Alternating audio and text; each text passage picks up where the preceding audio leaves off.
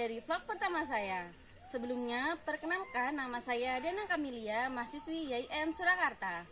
Di diary vlog pertama ini, saya akan mengupas tuntas tentang celurit Madura. Ikuti sampai selesai ya. Masyarakat Madura dikenal sebagai suku yang memiliki harga diri yang tinggi.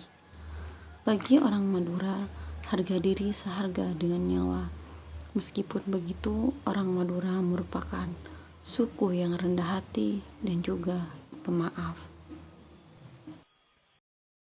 Berbicara tentang suku Madura, pasti di pikiran kita terlintas tentang celurit. Celurit umumnya adalah sabit dengan pola bilas sabit yang melengkung lebih dari setengah lingkaran dan mempunyai gagang yang panjang. Celurit banyak digunakan dalam pertanian ataupun dalam pencaksilat. Bahan gagang celurit umumnya dari kayu lalu dilapisi dengan kulit hewan. Celurit juga merupakan budaya Madura yang tidak bisa dipisahkan dari masyarakat Madura. Karena celurit merupakan simbol kejantanan dari seorang laki-laki yang mempertahankan harga dirinya. Menurut D. Zawawi Imron, filosofi celurit adalah dari bentuknya yang mirip tanda tanya bisa dimaknai sebagai bentuk kepribadian masyarakat Madura yang selalu ingin tahu. Sejarah munculnya celurit. Pada masa kerajaan Madura dipimpin oleh Prabu Cangkraningrat pada abad ke-12 Masehi dan di bawah pemerintah Joko Tole pada abad ke-14 Masehi. Celurit belum dikenal oleh masyarakat Madura bahkan pada masa pemerintahan Penembahan Semolo, putra dari Bindara Saud, putra Sunan Kudus di abad ke-17 Masehi. Tidak ditemukan catatan sejarah yang menyebutkan istilah senjata celurit dan budaya carok, senjata yang seringkali digunakan dalam perang dan duel satu lawan satu selalu pedang, keris, ataupun tombak. Pada masa-masa tersebut juga masih belum dikenal istilah carok. Munculnya celurit di Pulau Madura bermula pada abad ke-18 Masehi. Pada masa ini dikenal seorang tokoh Madura yang bernama Pak Sakerah. Pak Sakerah diangkat menjadi mandor tebu di Bangil Pasuruan oleh orang Belanda. Yang menjadi ciri khas dari Pak Sakerah adalah senjatanya yang berbentuk arit besar yang kemudian dikenal sebagai celurit atau dalam bahasa Maduranya adalah are, di mana dalam setiap kesempatan beliau selalu membawanya setiap pergi ke kebun untuk mengawasi para pekerjanya. Pak Sakerah merupakan seorang mandor yang jujur dan taat menjalankan ibadah sehingga disukai oleh para buruh. Namun pada suatu ketika dia dijebak dan difitnah oleh bosnya sendiri untuk mengembalikan citra dirinya. Pak Sakerah kemudian membunuh bos beserta kaki tangannya dengan menggunakan celurit. Di akhir kisah, Pak Sakerah akhirnya tertangkap dan dihukum gantung di Pasuruan, Jawa Timur oleh Belanda. Sesaat sebelum dihukum gantung, Pak Sakerah sempat berteriak, "Kuperman korang acer, ce angap bunga, bener sengkok mate, sengkok Sakerah epate, saebu Sakerah tombu pole, rit Madura.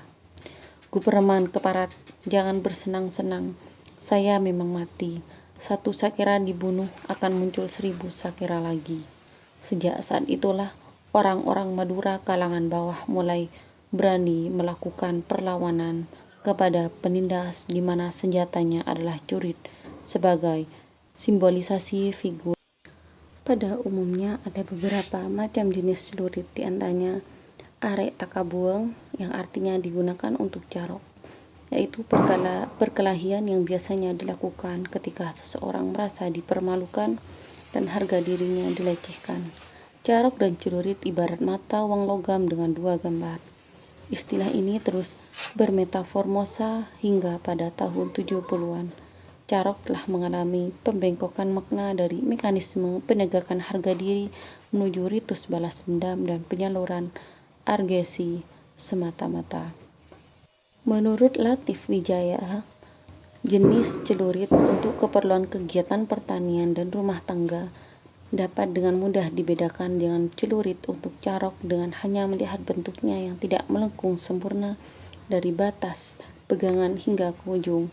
Selain itu, karena bukan terbuat dari baja murni dan cara pengerjaannya yang terkesan tidak rapi, maka permukaannya tampak kasar dan agak hitam.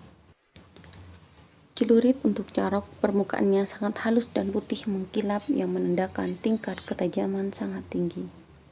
Arek takabuang adalah jenis celurit yang sangat diminati oleh banyak orang Madura, khususnya di kawasan Madura Barat.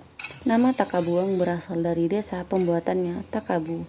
Selain bentuknya cukup bagus, tingkat ketajamannya sangat diandalkan karena terbuat dari bahan baja campuran besi berkualitas baik. Jenis celurit yang lain adalah arek deng osok, berbentuk seperti buah pisang.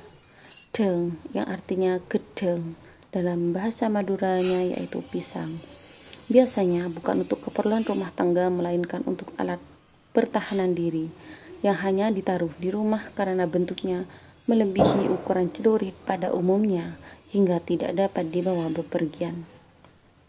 Ada lagi yang disebut tekos bambu. Bentuknya seperti tikus sedang diam.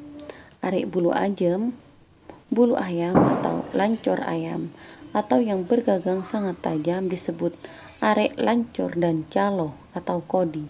Sedangkan sabit atau arek yang bentuknya lebih sederhana biasanya digunakan sebagai alat pertanian.